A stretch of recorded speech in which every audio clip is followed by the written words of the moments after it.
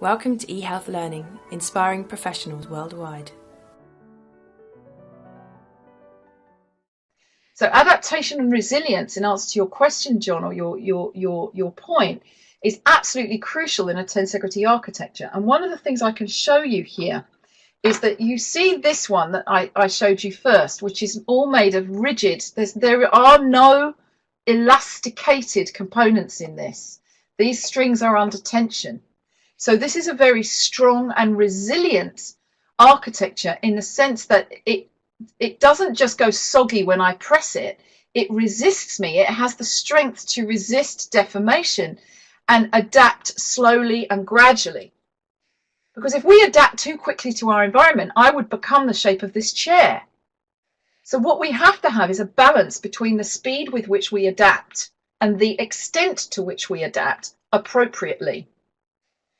Interestingly, the tissue is our organ of proprioception, and organizing it appropriately is what this tensegrity architecture does, because our bones hold that tissue in its pre-stiffened form all the time, unless we go soggy. And I've got a beautiful example of that. If you can see these two models I don't know if you can see them, they're both identical. They are identical Manhattan toy tensegritoys. One of them, the elastic got too long, and what's happened is it's not stiffened enough. So when I go like that, it doesn't change very much, but it doesn't resist me. It's gone soggy.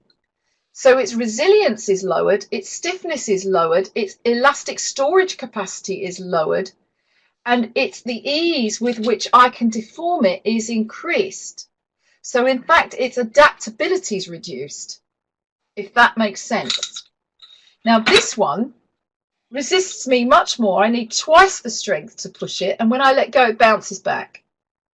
So it resists deformation. And what the point about it with understanding fascia is, if you think of, and this is a metaphor, please hold this bit as a metaphor.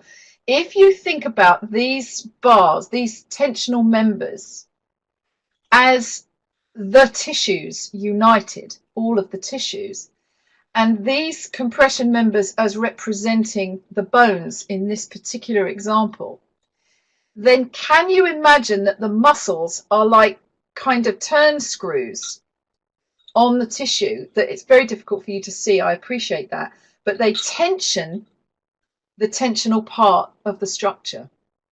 Now if they tension it too much, you're going to imagine your muscle-bound body that can hardly move. It has no flexibility, so if it walks into a wall, it just gets knocked back because it's less mobile and more stable, more like the tree. So its resilience and its adaptability is within the confines of a more stable, stiffer structure.